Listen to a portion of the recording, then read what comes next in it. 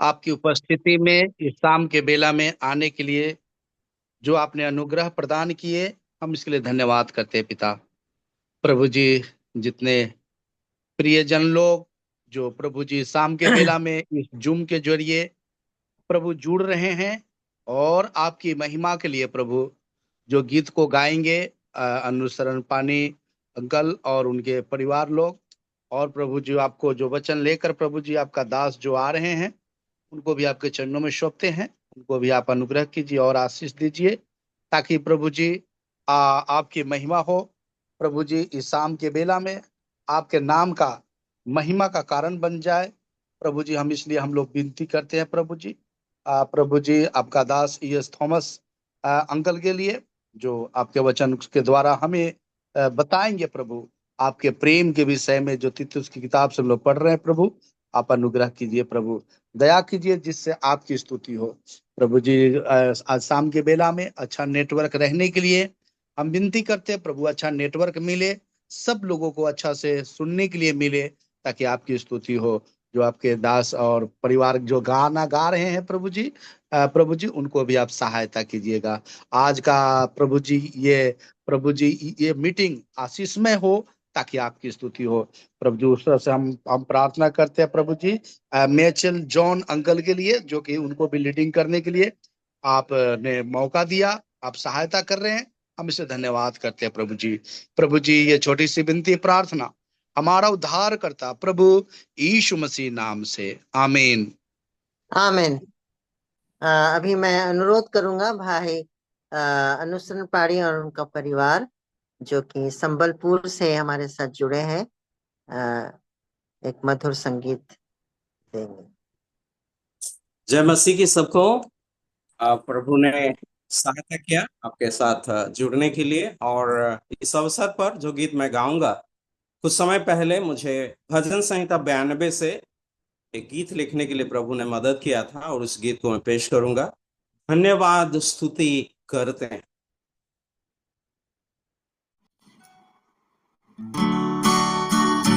धन्यवाद स्तुति तेरी करते हैं, धन्य तुझे सदा हम कहते।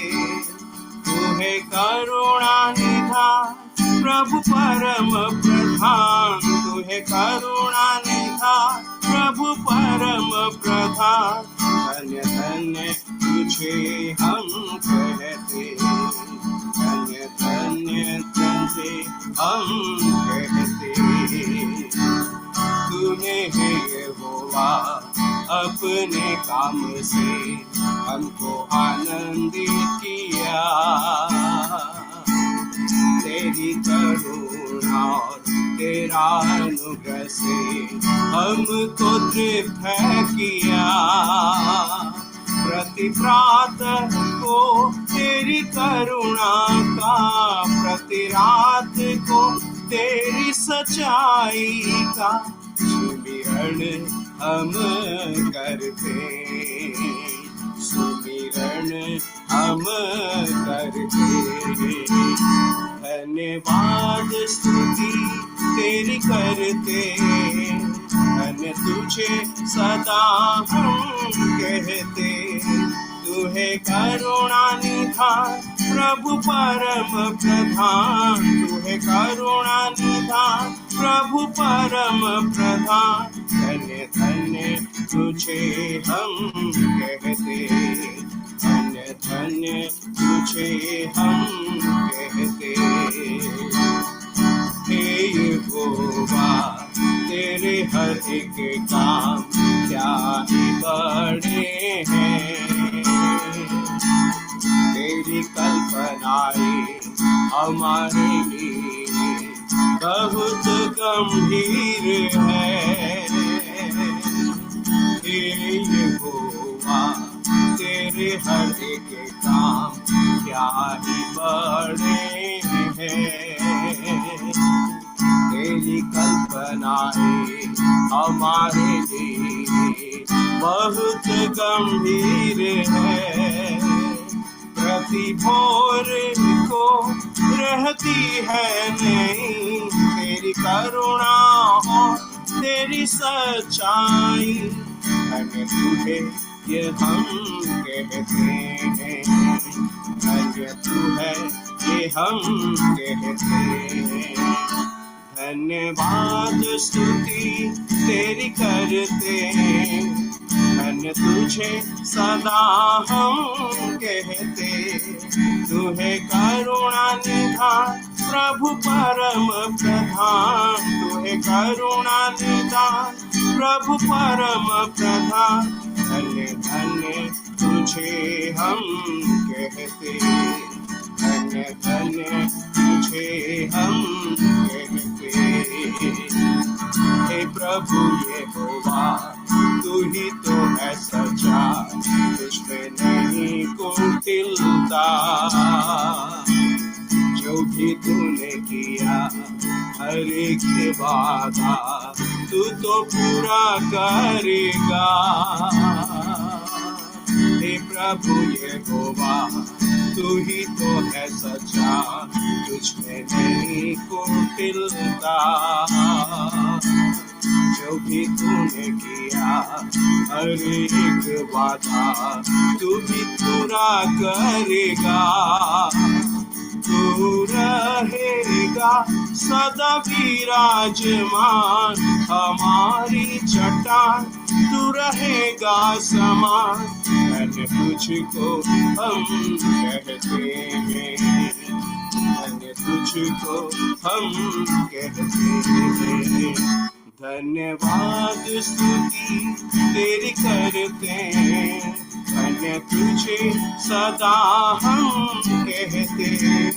तू है करुणा निधान प्रभु परम प्रधान, तू है करुणा निधान प्रभु परम प्रधान, धन्य धन्य तुझे हम कहते, धन्य धन्य तुझे हम कहते, धन्य धन्य तुझे हम कहते।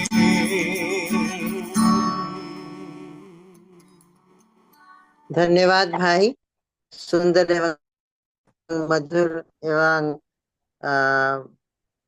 अर्थपूर्ण गीत के लिए। अभी हम प्रार्थना करेंगे, उसके बाद भाई वचन की ओर जाएंगे। हे अनुग्रहकारी दीन दयालु परमेश्वर, हम तेरा धन्यवाद, तेरी स्तुति, तेरी प्रशंसा करते हैं प्रभु। इस संध्या के समय जब भाई अनुसरण पाणी और जो भाई हमारे साथ जुड़े हैं प्रभु, बुक ऑफ एक्ट से तेरे वचन को समझाने के लिए प्रभु, दोनों भाइयों को तेरे हाथों में रखते हैं प्रभु जी। तो अपनी आत्मा की अगुवाई एवं चालना दीजिए। जो श्रोता हमारे साथ जुड़े हैं प्रभु, उन्हें भी हम तेरे हाथों में रखते हैं प्रभु। तेरी पवित्र उपस्थिति, तेरी समीपी, तेरी नजदीकी जैसे हम तेरे वचन के अध्ययन के दौरान जैसे पा सके प्रभु, इसीलिए सहायता कीजिए। एकाग्र चित्र होकर तेरे वचन को सुनने के लिए प्रभु हमारी सहायता कीजिए। नेटवर्क को हम तेरे हाथों में रखते हैं प्रभु जी, तो सहायता कीजिए, बिना कोई समस्या के ये वचन लोगों तक पहुंच सके प्रभु, इसलिए सहायता कीजिए। इस छोटी सी विनती को तेरे प्रिय पुत्र एवं शीघ्र आने वाले प्रभु यीशु मसीह के नाम से मांगते हैं, आमीन। आमीन। Praise the Lord. Good evening once again, and shall we continue our studies from the book of Acts tonight? प्रशंसा हो, आज शाम को हम सबों को फिर से प्रभु के वचन, प्रेरितों के काम के पुस्तक के अध्ययन के लिए प्रभु ने मदद किया, का धन्यवाद। We have started learning chapter 2. हम दूसरा अध्याय का अध्ययन सीखना आरंभ किए हैं। Church waiting for the Spirit. और हम देखे थे पवित्र आत्मा, कलीसिया के ऊपर पवित्र आत्मा का आगमन। And secondly, the church worshiping the Lord. उसके बाद सबसे पहला हमने देखा कलीसिया पवित्र आत्मा की प्रतीक्षा में, और दूसरा प्रभु की आराधना में। Under the second captions, we learned the Spirit came and the Spirit baptized. और दूसरा में हमने देखा कि पवित्र आत्मा आए और पवित्र आत्मा बपतिस्मा दिए। Number 3, today we are going to learn that the Spirit filled the hearts. तीसरा आज हम जो देखेंगे, पवित्र आत्मा हृदयों को परिपूर्ण किया।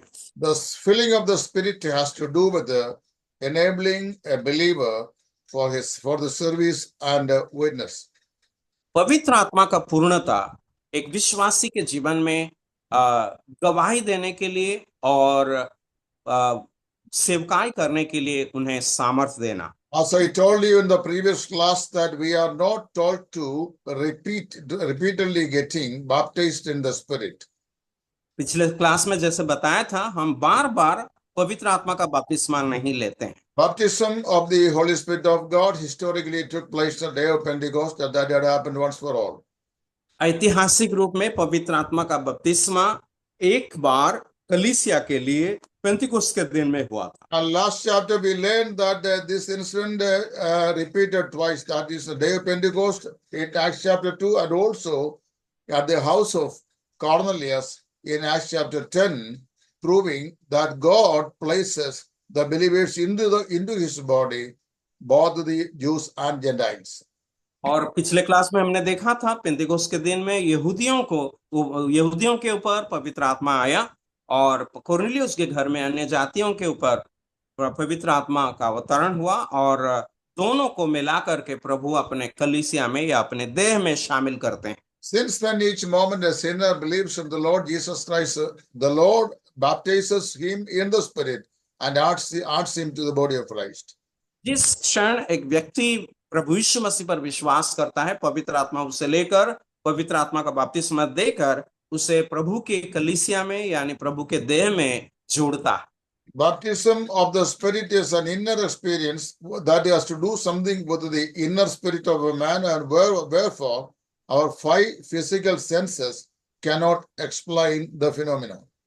और पवित्र आत्मा का बपतिस्मा जो है अंदरूनी बात है, और हमारे दैहिक अंगों से हम उसे कुछ भी कर नहीं सकते हैं। ये संपूर्ण रूप में अंदरूनी पवित्र आत्मा का कार्य है। The only spiritual gift in the New Testament in concern the believer that he has to repeatedly experiencing is the filling of the Holy Spirit of God. और पवित्र आत्मा के संबंध में विश्वासी का जो एकमात्र कर्तव्य है करने के लिए, वो है पवित्र आत्मा का परिपूर्णता या पवित्र आत्मा में पूर्ण होना। If we want to consistently and effectively serve the Lord, we need constantly be filling with the Holy Spirit. अगर आप लगातार और स्थिर रूप में प्रभु का सेवा करना चाहते हैं, तो पवित्र आत्मा का पूर्णता आपको बारंबार और स्थिर रूप में परिपूर्ण होना आवश्यक है। All the 120 believers here who have been now filled with the Holy Spirit of God had been baptized in the Spirit then, and later the same believers, it is reported that several times they filled with the Spirit of God.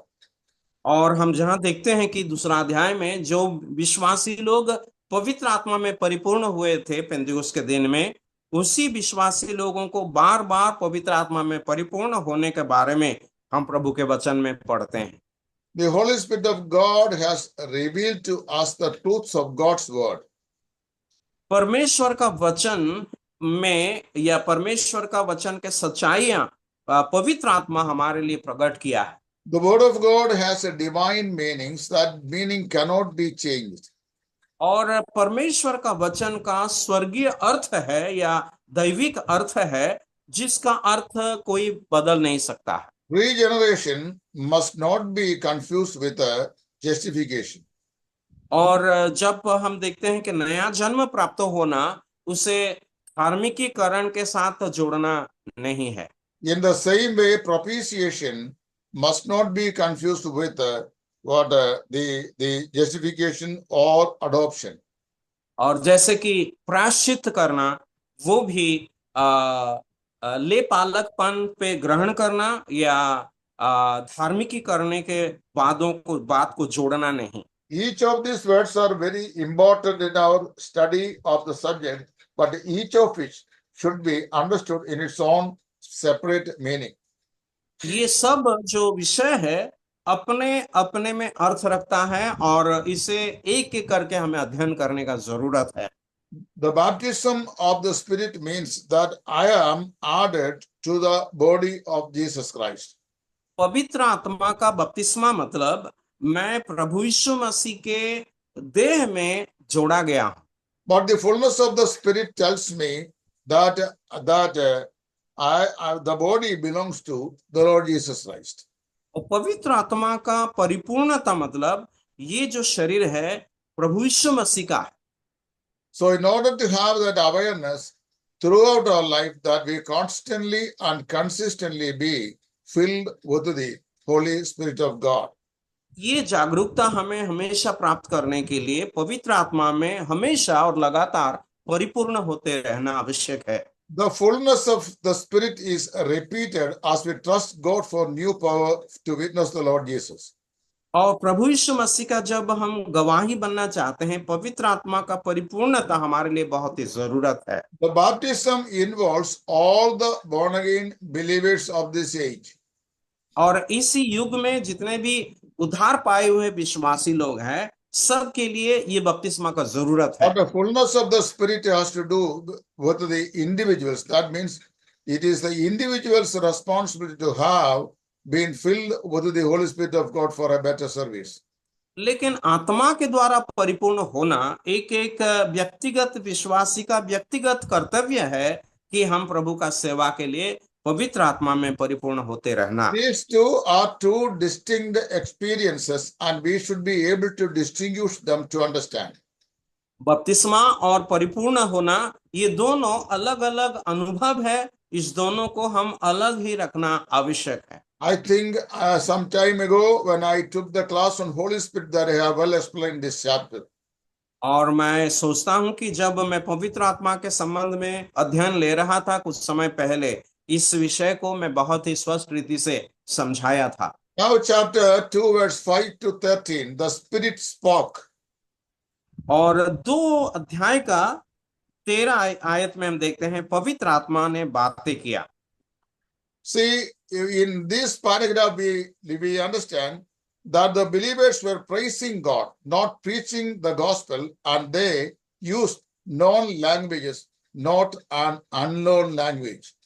5 से 13 तक जब हम पढ़ते हैं, हम देखते हैं कि विश्वासी लोग जो भाषा कह रहे थे, ऐसा भाषा है जो दुनिया में बोला जा रहा था, ऐसा भाषा जो नहीं है जो कि कहीं भी बोला नहीं जाता। Luke named 15, not less than 15 geographical locations here, and he's speaking about the citizens from each of these localities.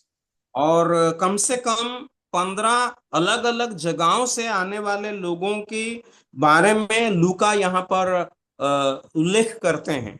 Peter and the people in his company, they spoke to them the wonderful things of God in the language which were known to these different locality people. इन 15 अलग अलग जगहों में वास करने वाले लोगों की मातृभाषा में पतरस और उनके साथ जितने भी 11 लोग थे, सब परमेश्वर के अद्भुत कामों का वर्णन इनके सामने उनके भाषाओं में की है।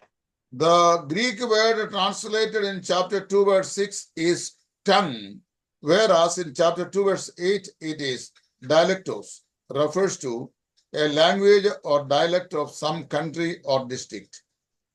दूसरा अध्याय का 6 में जो भाषा शब्द इस्तेमाल किया गया है, वहां पर ग्रीक भाषा में वो भाषा है, लेकिन 8वीं आयत में जो भाषा का इस्तेमाल किया गया है वो है डायलेक्टस। इसका मतलब है बोली, अलग अलग भाषा की बोली है। Here I would like to rectify the confusion of many people reading on to this passage. और कई लोग जो इसे पढ़ते हैं, कई प्रकार के गलत धारणा को या विचार को रखते हैं, इसे मैं यहाँ पर स्पष्ट करना चाहूंगा। Many people think that in the day of Pentecost, Peter spoke in an unknown tongue in a very divinely manner, and the people interpreted or knew it or understood it into their own language. और कई लोग इस प्रकार कहते हैं कि पतरस ने एक ऐसी भाषा में या अज्ञात भाषा में बोला और जो लोगों ने अपनी अपनी भाषा में समझे। In fact, Peter did not speak in an unknown tongue. There is no tongue like unknown. वास्तव में कहा जाए तो पतरस किसी प्रकार अज्ञात भाषा में बातें नहीं किया, क्योंकि ऐसी अज्ञात भाषा में बातें करने का कुछ भी नहीं है। Some charismatic people, they claim that the words that are uttered by the apostles have been the words of the angels in heaven, which is known as the unknown language. That means the human being, they do not know it. और पेंतिकोस लोग यानी charismatic लोग इस बात को कहते हैं कि पतरस जो भाषा, अज्ञात भाषा, अन्यान्य भाषा जो कहा, वो दूतों का भाषा है, मतलब कोई भी इंसान इस बात को नहीं कर सकता। See, there is two terms which are very specifically used by the writers of the Bible. One is xenoglossa and the other one is glossolalia. और दो अलग अलग शब्द भाषा के बारे में यहाँ पर विस्तार रूप में दिया गया है प्रभु के वचन में। एक है सीनोग्लोसा और दूसरा है ग्लोसालालिया। Xenoglossa is actually languages which are existing somewhere else in some countries or districts, unknown to the speaker, but divinely enabled to speak it out without learning it before. सीनोग्लोसा वो भाषा होता है दुनिया के कहीं पर ये भाषा का स्थित है या लोग इसे इस्तेमाल करते हैं, लेकिन जो व्यक्ति इसे कह रहा है वो नहीं जानता है इस भाषा को। Suppose some of you come down to Kerala and you do not know Malayalam and you have never learned Malayalam also. But when you came here, that you are immediately being able to present yourselves in Malayalam language in a very wonderful manner, which means you are speaking in a tongue which is prevalent in the state of Kerala. और अगर आप में से कोई केरल आएंगे, केरला में जब आएंगे तो वहां पर जो मलयालम भाषा बोला जाता है और आप इसे नहीं जानते हैं, कुछ समय के बाद आप अगर इस भाषा को उपस्थापित करना चाहेंगे तो इस भाषा को आप नहीं जानते हैं, लेकिन जब आप उपस्थित करते हैं, मतलब इस भाषा आप लोगों के सामने पेश किए हैं। But glossolalia is not the xenoglossa.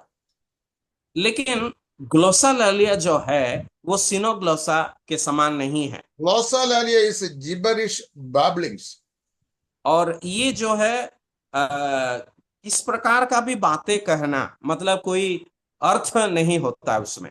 Simply say uttering some words which have no meanings or significances. और ये ऐसी बातों को कहना जैसे कि कोई शब्द नहीं है, कोई शब्द का अर्थ भी नहीं है, मतलब ऐसे ही बोलना कुछ शब्दों को। And moreover, one more thing that we have to understand. और एक और विषय हमें समझना आवश्यक है। There were 12 apostles here. यहाँ पर 12 प्रेरित थे। And it was not this all the 12 speaking together at a time. और ये 12 लोग एक साथ नहीं कह रहे थे।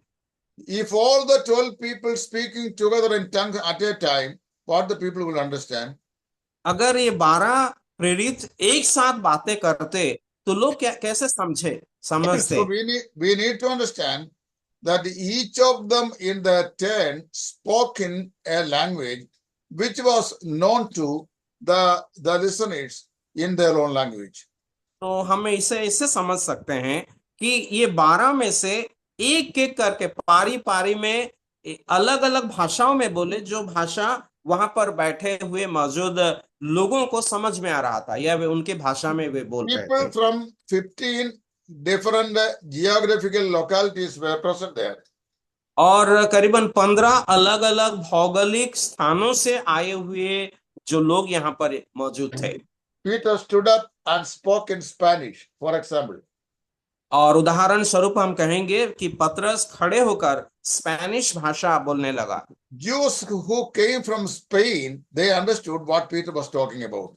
तो स्पेन से जो लोग आए थे, इन लोगों को समझ में आया कि पतरस क्या कह रहे हैं। But at the same time, the another person who came from California did not understand what Peter was talking. लेकिन कैलिफोर्निया से जो व्यक्ति आया था, उदाहरण स्वरूप, वो पतरस क्या कह रहे हैं समझ में नहीं आया, क्योंकि वहां का भाषा अलग। Subsequent to Peter, John stood up and spoke in Californian language. और पतरस के बाद यूहन्ना खड़े होकर के कैलिफोर्निया का भाषा बातें करने Those लगा। who came from California, they understood what was being spoken by Apostle John.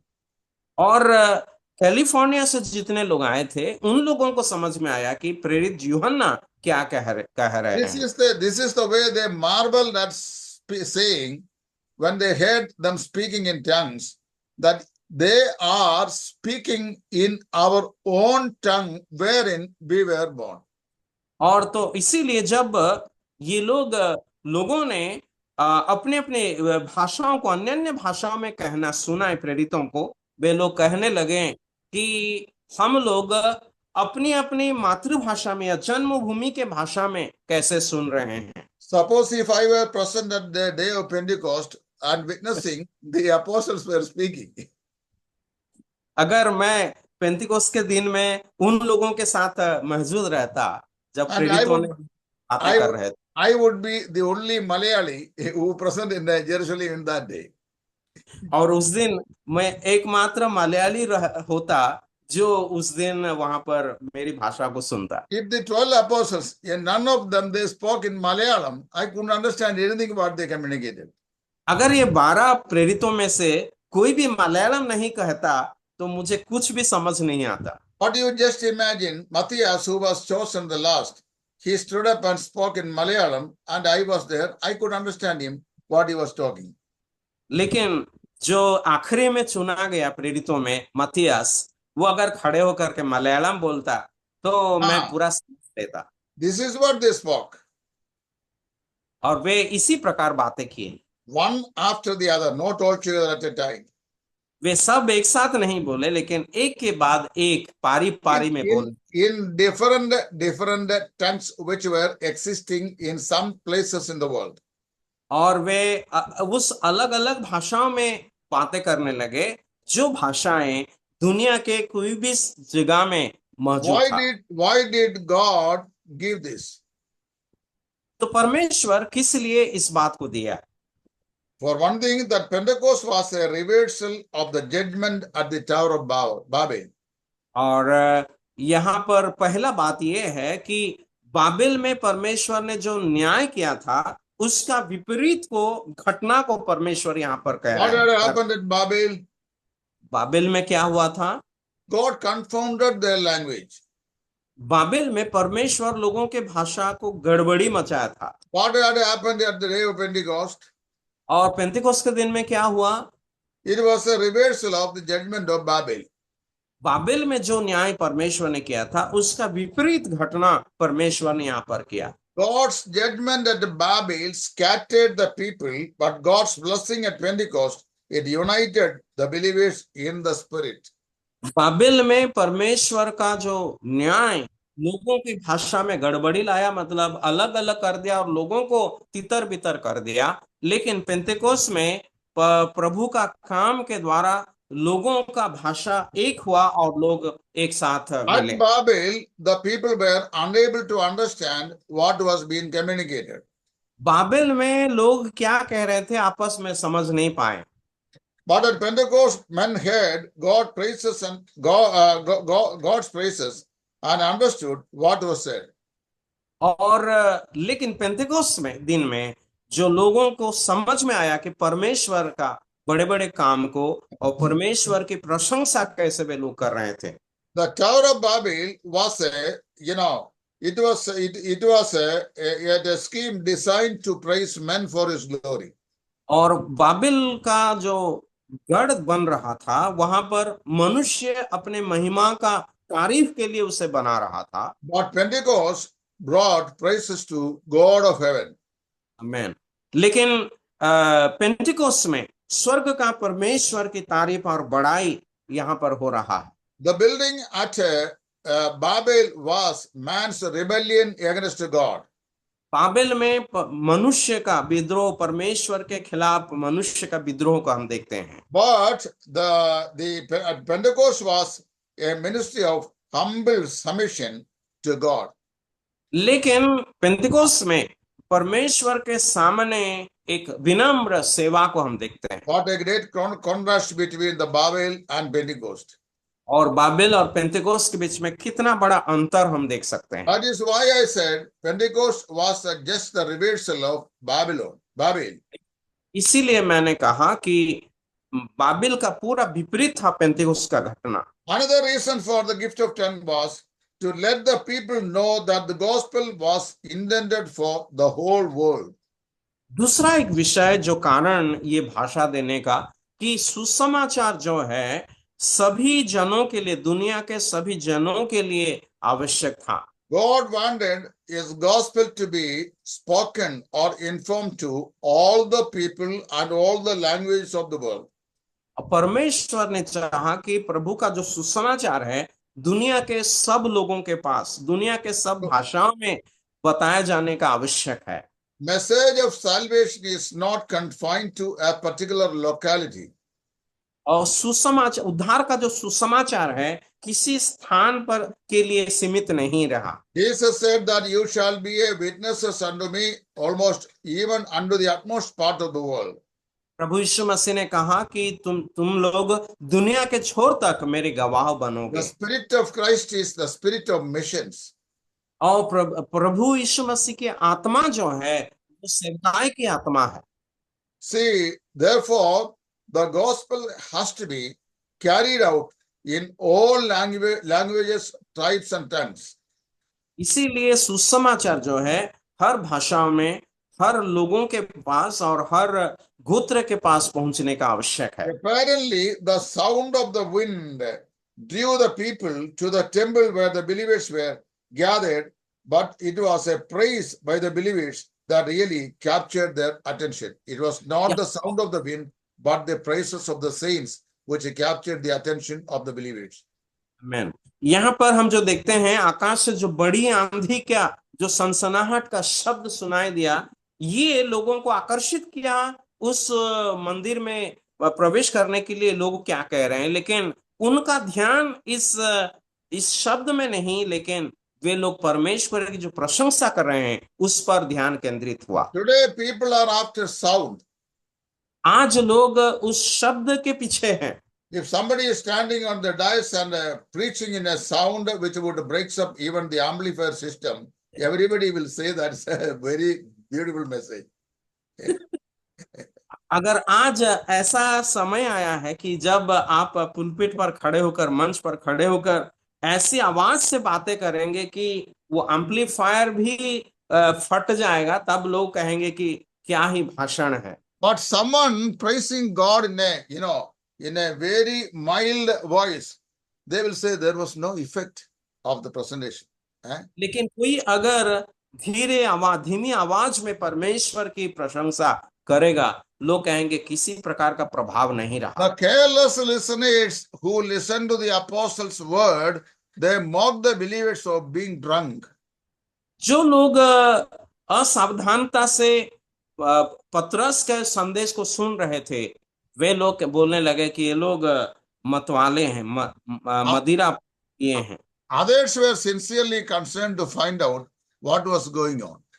लेकिन दूसरे लोग जो है सरल रीति से क्या हो रहा है उसे समझने के लिए कोशिश में थे। See, it is interesting to notice that the mockers, they actually accused the believers of being drunk. यहाँ पर ये बहुत ही रोचक है जानने के लिए कि वहां पर जो लोग हंस रहे थे इस बातों को देख करके, वे लोग बोले कि ये लोग नशे में हैं। In Ephesians chapter 5:18, we read that the Holy Spirit of God is being found associated with wine. Be not drunk with the wine. एफिसियों के पत्री 5 अध्याय के 18 में जब हम देखते हैं कि पवित्र आत्मा का पूर्णता मतवालापन, दाखरस पीना या मतवाला होने के साथ तुलना किया गया। When a man is filled with a strong drink, what happened? He is being actually losing his own control and ends up in shame. और जब एक व्यक्ति इस प्रकार का मदिरा को प्राप्त पीता है, वो अपना नियंत्रण को खो देता है। But when a person is filled with the Holy Spirit of God, he regains his self-control and glorifies God. लेकिन जब एक व्यक्ति पवित्र आत्मा का पूर्णता प्राप्त होता है, वो अपना आत्मा संयम को प्राप्त हासिल करता है और I सब remember, रहता I है। remember the story of one of my neighbors of the old. और पुराना एक मेरा पड़ोसी था और उनका घटना को मैं याद कर रहा हूँ। This man was a drunkard, और ये व्यक्ति पियाकड़ था। not for one day. एक दो दिन नहीं, Every day morning he will go out and evening he will come back intoxicated. और हर सुबह वो जाएगा, लेकिन शाम को जब लौटेगा पूरा The नशे। moment he step into his house, that he will begin to quarrel with his wife. और जिस क्षण वो घर में प्रवेश करेगा, तब से लेकर वो अपने पत्नी के साथ झगड़ते रहेगा। I have witnessed it for years. और बहुत साल तक मैं इसे देखा। But this man has a funny character. लेकिन इसका एक बहुत ही एक रोचक स्वभाव है। Soon after he got in the house, जब भी घर में प्रवेश करता है, he will call on his wife वो अपनी पत्नी को बुलाएगा and then ask her to just put the mat on the floor to kneel in prayer. और वो एक चटाई को लाने के लिए बोलेगा, और ताकि वो वहां पर घुटने टेक कर प्रार्थना करेगा। His wife knew that this man has lost his control.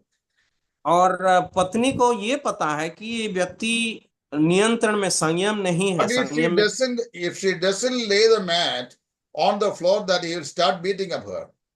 और अगर वो उस चटिया को नहीं लाएगी, तो So उसे पूरा पीटेगा। she will spread the mat at his request. और इसीलिए उसके अनुरोध में उस चटाई को वो Then he will command her to sit down there on the mat. और वो बैठना पड़ता है उसको उसके ऊपर। And secondly, he would ask her to start singing a song. और उसके बाद वो कहेगा कि अब एक गाना गाओ। And the poor lady will start singing a song. और ये बेचारी पत्नी वहां पर And एक गाना, when the song is over, और जब गाना खत्म हो जाएगा, the man will ask her to read the Bible. और इस व्यक्ति उससे पूछेगा कि Bible She will open up the Bible from the center portion of Psalms and then start to read Psalms. Then he will stop. No, read from book of Genesis chapter 1. ये आदमी कहेगा Bible पढ़ो, तो वो क्या करेगी, भजन संहिता से पढ़ने लगेगी। तब वो कहेगा कि चुप करो, यहां से नहीं, उत्पत्ति 1 अध्याय शुरू करो। Then the woman will start reading. In the beginning, God created the heavens and earth. तब ये आदमी सुन रहा है जब पत्नी पढ़ती है कि आदि में परमेश्वर ने आकाश और पृथ्वी बनाया। When she had stopped reading the first words, the man will ask her to stop reading. और जब पहला आयत ही पढ़ेगी, तब आदमी कहेगा कि बंद करो। Then he will begin to give the commentary over the first words of Genesis chapter 1. और उत्पत्ति के पहला अध्याय का पहला आयत का वो व्याख्यान करेगा वो आदमी। He will begin like this. और वो इस प्रकार शुरू करेगा, In the beginning, आरंभ में, आदि में, then you were not, तब तू नहीं था, I were not, मैं भी नहीं था, and your father were not. और तेरा बाप भी नहीं था। So he wanted to address only their father. That is the thing, वो ये बात कहने के लिए ही वो कह रहा था कि उसके बाप के बारे This में। was going on for years and years. तो ये बात जो है सालों साल लगा रहा था। See, the thing is that he was not very much interested in reading the Bible or expounding it. और इस आदमी को बाइबल पढ़ना या उसके व्याख्यान करने का कोई रुचि नहीं था। The man was behaving like this only because he was fully intoxicated with wine. ये व्यक्ति इस प्रकार का व्यवहार इसलिए कर रहा था क्योंकि वो उस मदिरा में नशे में था। Actually, strong drink can bring temporary acceleration. ये जो नशा है थोड़े देर के लिए कुछ प्रकार का उत्साह, उन्मादना लेके आता। But the Spirit of God being filled in the heart of God, heart of a man, will give him deep satisfaction. लेकिन जब एक व्यक्ति पवित्र आत्मा में परिपूर्ण होता है, उसके अंदर एक गहरा संतुष्टता उससे प्रदान। Whoever it might be, a person who is filled with the Holy Spirit will have, the Spirit of God will have a deeper satisfaction. और जो कोई व्यक्ति क्यों ना हो, अगर एक व्यक्ति पवित्र आत्मा में परिपूर्ण होता And है he will have experienced lasting joy. और उसे एक स्थायी आनंद में मिलता है। Now, this was the outcome of the words the apostles spoke and the spirit which filled in their heart. और ये जो वचन वहां पर बताया गया, उसका परिणाम यहाँ पर ये है। Now, chapter 2, verse 14 to 41. 40 to अब 40. 2 अध्याय के 14 से लेकर 41 आयत तक The third thing that the church did, तीसरा बात जो कलीसिया किया, the church witnessing the lost word. और इस खोई हुई दुनिया को, The church witnessing the lost world. खोई हुई दुनिया को कलीसिया गवाह दे रही है। Peter did not preach his message in tongues. पतरस अपना संदेश अन्य भाषा में प्रचार नहीं Many किया। people, they wrongly think that the presentation of Peter, what we read throughout the book of Acts chapter 2, he spoke in tongues, he didn't speak in tongue. कई लोग इस प्रकार कहते हैं कि दूसरा अध्याय में पतरस ने जो संदेश दिया था वो पूरा अन्य भाषा में था, लेकिन वास्तव में नहीं था। Most probably he would have spoken to them in the everyday Aramic language. और अधिक संभव है तो वो वहां के जो प्रचलित भाषा था, अरामिक भाषा, उसी भाषा। Every Jew present in Jerusalem in that day was familiar with Aramic, as that was their spoken language. और वहां पर जितने भी लोग मौजूद थे उस पर्व के लिए, सब लोग अरामिक भाषा के साथ परिचित थे, क्योंकि उन दिनों में उसी भाषा वहां पर बोला जाता। The message was given by a Jew to the Jews. क्योंकि एक यहूदी के द्वारा यहूदी लोगों को ही संदेश वहां पर दिया गया है। And that was given to them on a Jewish day. और वहां ये एक यहूदियों के दिन में दिया गया है, Jewish holiday. यहूदी के पर्व के दिन में दिया गया। And even that day was the day of the resurrection of their Messiah, whom they unknowingly crucified. और वो उस दिन था जिस दिन उनका मसीहा को वे क्रूस पर चढ़ाकर The Gentiles who were present in Jerusalem at the time were proselytes who were in touch with the Jewish religion. और वहां पर जितने भी अन्य जाति के लोग थे, वे यहूदी धर्म को ग्रहण करने वाले लोग थे। Because Peter did not open the door of salvation to the Gentiles until chapter 10, when he opened it in the house of Cornelius. लेकिन अन्य जातियों के लिए सुसमाचार का दरवाजा को पतरस ने उस दिन तक नहीं खोला था जिस दिन तक वो कॉर्नेलियस के घर में उस दरवाजा को वो खोला। 3 things we have to do meditated here under this section. और इस विभाग में हमें 3 बातों पर ध्यान करना आवश्यक है। In his message, Peter explained what had happened when the Spirit had come. और पतरस अपने संदेश में कहा कि जब पवित्र आत्मा आया तो क्या क्या हुआ। Verses 14 to 21. 14 से लेकर 21 आयत। So the joyful worship of the believers was not the result of too much wine, it was the evidence of the arrival of God's Spirit. परमेश्वर का जो आराधना, परमेश्वर की आराधना जो लोगों ने किया, प्रशंसा किया, वो नशे के कारण नहीं था। Peter was not saying that Pentecost was the fulfillment of the prophecy of Joel chapter 2, verse 28 to 32, as many think. और पतरस ने ये कहा कि योएल भविष्यद्वक्ताओं के द्वारा दिया गया इस विषय जो दूसरा अध्याय के 28 से लेकर 32 तक दिया गया, उसका सफलीकरण है। When we read through Joel chapter 2, verse 28 on, we will come to know that the prophecy is uttered to the Jewish nation in regards to their end time days. और योएल भविष्यद्वक्ता के पुस्तक दूसरा अध्याय के 28 से अगर हम पढ़ेंगे, वहां पर इजरायलियों के जीवन का अंतिम समय में जो होने वाला है उसका बारे में बताया गया। And this is uttered by Joel as the day of the Lord. और इसे योएल ने यहोवा का दिन के रूप में वो वर्णन When the किया। Spirit of God had descended upon the people who were waiting for the coming of the Spirit, Peter here quoted from Joel chapter 2 verse 28 to 32 saying that prophet Joel has well said that these things would happen in the latter days. पवित्र आत्मा के इंतजार में जो लोग वहां पर उपस्थित थे, उन लोगों के बीच सम्मुख खड़े होकर के पतरस कहते हैं कि अंतिम दिनों में, अंत के दिनों में जो होने वाला है उसके बारे में इस भविष्यद्वक्ता ने इन सारे बातों को कहा है। Or Peter was telling that this is the spirit Joel the prophet had spoken about in Joel chapter 2. या अन्य भाषा में वो शब्दों में कहने से योएल दूसरा अध्याय में इस आत्मा के बारे में ही कह रहा था। Until then, the Jews had a strong belief that the Spirit of God was powered upon only a group of people who were selected.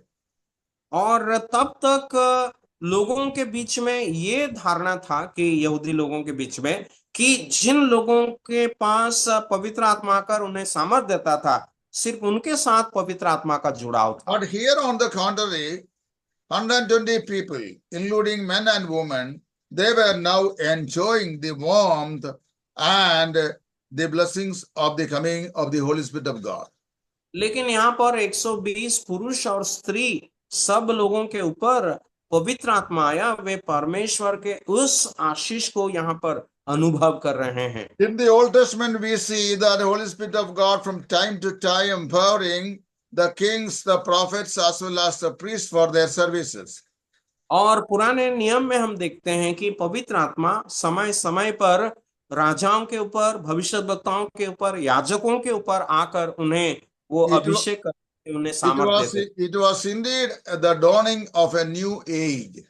लेकिन यहाँ पर हम देखते हैं एक नया युग का शुरुआत हम देख रहे हैं। And indeed, that was the beginning of the last day in which God will bring into completion of his salvation for mankind. और वास्तव में हम देखते हैं कि परमेश्वर अपना जो योजना किया है उद्धार का सब लोगों के लिए अंतिम दिनों में ये सब पूरा करेगा। By quoting from the book of Joel, presenting about the coming of the Holy Spirit of God, Peter made it easy his listeners to understand what God would do in accordance with the fulfillment of the prophecy in sending out his Spirit.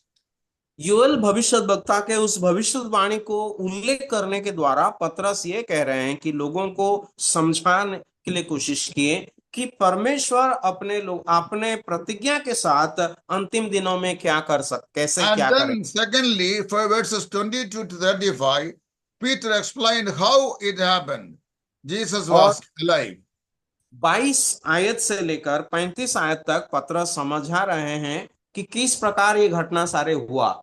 Firstly, he explained what happened, and secondly, he says how it happened. और पहला वो कहते हैं कि क्यों ये हुआ, और दूसरा ये कहा क्या हुआ। News travels very fast in the Eastern world. और यहाँ पर हम देखते हैं वो पूर्वी दुनिया में यहूदी लोग बहुत ही तेज से जाते हैं। Not only in the Eastern world, in every places now. हर जगह में वे लोग जाते हैं ये संदेश। And here we know that everyone in the world, especially in the land of Palestine and its surrounding nations, came to know what had happened to the Lord Jesus Christ. और प्रभु यीशु मसीह के पास साथ क्या हुआ था पलेस्टीन में और आसपास के सभी क्षेत्र में, यीशु मसीह के सब लोग जानते थे। Most of the adults in Jerusalem, residents and visitors, they came to know what had happened. Jesus, his arrest, his crucifixion, his burial, his resurrection, and his appearance.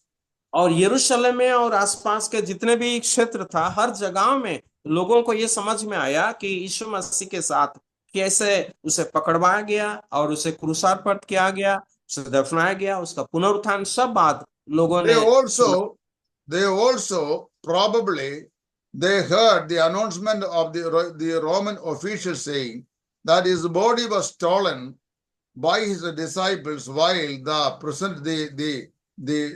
prisoners were or they were sleeping. They were asleep. और The शायद soldiers were asleep. ये बात भी इन लोगों ने सुना है कि रोमी सरकार से कि जब ये पहरुए सो रहे थे उस समय प्रभु यीशु मसीह के चेले आकर के उसका शरीर को चुरा ले गया था। So two different newses were fast spreading in the eastern country in those days. और उन दिनों में ये पूर्व देश में ये जो संदेश, दो प्रकार का संदेश बहुत ही रफ्तार से फैल रहा था। A large number of people, they were spreading the news of the resurrection of Jesus Christ. प्रभु यीशु मसीह का संदेश को, पुनरुत्थान का संदेश को बहुत सारे लोग बहुत ही तेजी से वे बांट रहे थे लोगों को। On the other side, the Roman officials were fast spreading the news that Jesus' body was stolen by his disciples while the soldiers were asleep. लेकिन रोमी सरकार के जितने भी लोग हैं वो लोग प्रभु यीशु मसीह का शरीर उसके चेलों के द्वारा चुरा लिए जाने का खबर हर जगह में फैला रहे थे। Now at this situation, it was mandatory for Peter to tell them the truth what had happened. लेकिन इस परिस्थिति में पतरस के लिए बहुत ही अत्यावश्यक था कि क्या घटना हुआ है उसे समझाना, बताना। He said them, indeed, Jesus of Nazareth had been raised from the dead. और वास्तव में यीशु नासरी मरे हुए में से जिलाया गया। He also reiterated that the resurrection of Jesus Christ proves that he is the Messiah who was promised in the Old Testament. और ये बात भी उन्होंने बताया कि पुराना नियम में जिस मसीहा का प्रतिज्ञा किया था वो है यीशु मसीह, उस व्यक्ति। Peter therefore presented them the proof of his resurrection. तो पतरस उन लोगों को प्रभु यीशु मसीह के पुनरुत्थान का प्रमाण को दिखाया। After presenting evidently the proof of his resurrection, he invited them to receive the salvation of Christ. और प्रभु यीशु मसीह का पुनरुत्थान का प्रमाण को दर्शाने के बाद पतरस ने लोगों को प्रभु यीशु मसीह पर विश्वास करने के लिए आमंत्रण किया। He presented three different proofs to the resurrection factor. और प्रभु यीशु मसीह का पुनरुत्थान के संबंध में तीन अलग अलग प्रमाण उसने Number one, किया। the first proof was the person of Jesus Christ himself. सबसे पहला प्रमाण प्रभु यीशु मसीह का व्यक्तित्व था। Everybody knew that Jesus Christ was from the city of Nazareth. सब लोग जानते थे कि प्रभु यीशु मसीह नासरत शहर से आए थे। He had performed many miracles, signs and wonders. उसने बहुत सारे आश्चर्य कर्म और चिन्हों को किया था। It was very much clear that God's hand was with him. और ये बहुत ही साफ था कि परमेश्वर का हाथ उसके ऊपर था। They had heard him speak and had watched his life. और वे उनका जीवन को बहुत ही नजदीकी से देखा था और उनसे लक्ष्य किए थे। They had even seen him personally. और वे व्यक्तिगत तौर पे उसे देखा था। See, therefore, it was, it was quite incredible to believe that such a man was dead. तो इसीलिए बहुत ही आवश्यक था विश्वास करने के लिए कि ऐसा कि व्यक्ति मर गया या मारा। On one hand, the crucifixion of Jesus Christ has been a terrible event that took place in the history. एक तरफ में कहा जाए तो प्रभु यीशु मसीह का जो क्रूस पर मारे जाना, But on the other hand, it was a wonderful victory. और दूसरा एक तरफ में अगर देखा जाए ये बहुत बड़ा विजय का घटना था। See, the tomb was the womb from where the Lord Jesus Christ came to life. आमीन। तो यहाँ पर हम देखते हैं कि जो कब्र है वो एक गर्व था जहां से प्रभु यीशु मसीह जीवित होकर के आ गया। So Peter plainly presented them that Jesus Christ is raised from the dead. और प्रभु यीशु मसीह पौलुस पतरस जो है साफ साफ उन्हें बताया प्रभु यीशु मसीह जी उठा है। And the second proof was the prophecy of David regarding the resurrection of Jesus Christ. दूसरा प्रमाण जो है दाऊद का भविष्यवाणी प्रभु यीशु मसीह के पुनरुत्थान Here संबंध Peter quoted another verse from Psalm number 16, verses 8 to 11. और भजन संहिता 16:8 से लेकर 11 तक के वचनों को पतरस यहाँ पर उल्लेख कर। This prophecy cannot be literally be applied to David because David had died, buried, and was decayed, and his tomb was still in Jerusalem while Peter was preaching this message. तो दाऊद के द्वारा लिखी गई ये जो भविष्यवाणी दाऊद के जीवन में सच नहीं हुआ, क्योंकि वो उनका जो दाऊद का जो कब्र है अभी तक वो बंद है यरूशलेम में। और when he says that he did not let his holy one to see corruption, जब वो कहा कि वो अपने पवित्र जन को सड़ने नहीं देगा, Peter proved that Jesus Christ did not find corruption, rather on the third day he was risen from the dead. पतरस प्रमाणित किया कि प्रभु यीशु मसीह का देह नहीं सड़ा, क्योंकि तीसरा दिन वो मरे हुए में से जी उठा। And the third proof of his resurrection was the witness of the people who believed him. और तीसरा जो प्रमाण है कि लोगों का प्रमाण है जो लोग उस पर विश्वास किए। Verse 33. 33 आयत। After his resurrection, Jesus did not appear to the world at large, but he appeared to his disciples and on one time over 500 people at the Sea of Galilee. और वहां पर हम देखते हैं कि प्रभु यीशु मसीह गलील के समुद्र के पास 500 से ज्यादा लोगों को एक साथ दर्शन दिया। So those who have witnessed the post-resurrection appearance of Jesus Christ, they became the proof of the resurrection of Christ. और जो लोग प्रभु यीशु मसीह के पुनरुत्थान के बाद उसे दर्शन किया था, वे प्रभु यीशु मसीह का पुनरुत्थान का एक प्रमाण है। And Peter is concluding his message here by saying, by the fourth proof for the resurrection is the presence of the Holy Spirit of God in their midst. और प्रभु यीशु मसीह का पुनरुत्थान का चौथा प्रमाण देकर के पतरस यहाँ पर इस अपना संदेश को समाप्त करते हैं, वो है पवित्र आत्मा का आगमन। You just look into the logical conclusion of Peter of his message. तो पतरस किस प्रकार यौक्तिक तौर पर इसे समापन कर रहे He हैं। says, if the Holy Spirit of God is in the world, then God must have sent him to the world. अगर ये सारे चीज अगर इस दुनिया में हुआ है तो परमेश्वर उसे भेजा है। Prophet Joel promised that one day the Holy Spirit of God would come. भविष्यद्वक्ता योएल ने भविष्यवाणी किया था कि एक दिन पवित्र आत्मा आएंगे। And Jesus himself had prophesied and promised that he would send the Holy Spirit of God.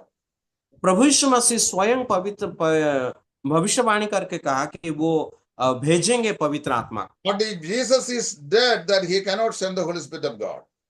प्रभु यीशु मसीह ने तो मर गया और पवित्र आत्मा को कैसे भेजेंगे? He must be alive. वो जीवित होना होगा। And moreover, he had to be returned to the Father, so that together with the Father, that they both should send the Holy Spirit of God to be with the people on the earth. उसे पुनरुत्थान होने का आवश्यक है, वो पिता के पास जाना है ताकि पिता से उस पवित्र आत्मा को वो भेजेंगे।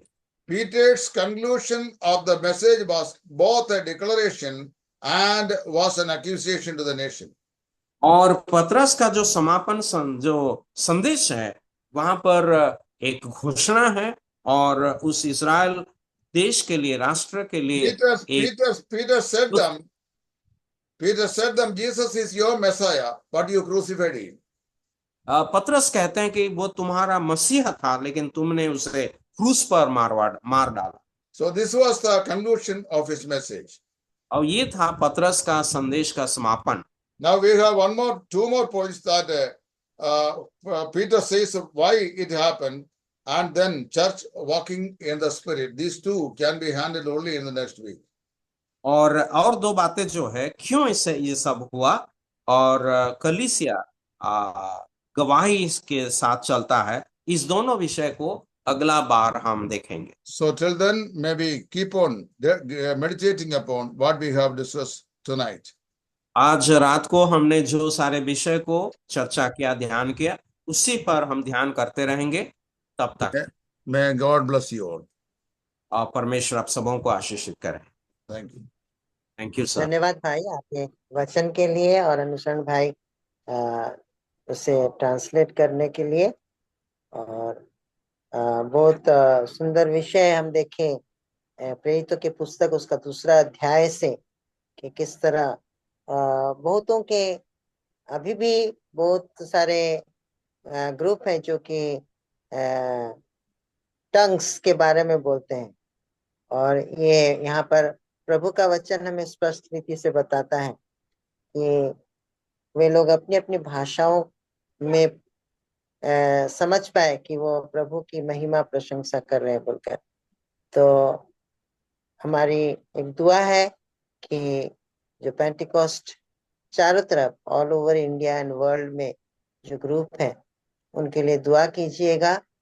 और वो अपने जिद में अड़े हैं, यदि हम टंग्स में या अन्य भाषा में यदि बातें नहीं करते तो उनका बहुत सारे वचन के माने विपरीतात्मक विरोधात्मक मत है।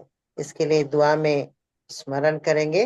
अभी मैं अनुरोध करूंगा यदि किसी भाई या बहन का कोई प्रश्न है आज के मनन में तो पूछ सकते हैं।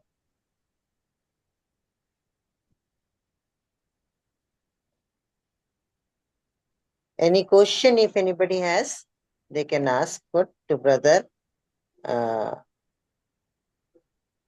That is Titus. Yes, anybody has got any questions? Yeah, you can now ask me. No problem.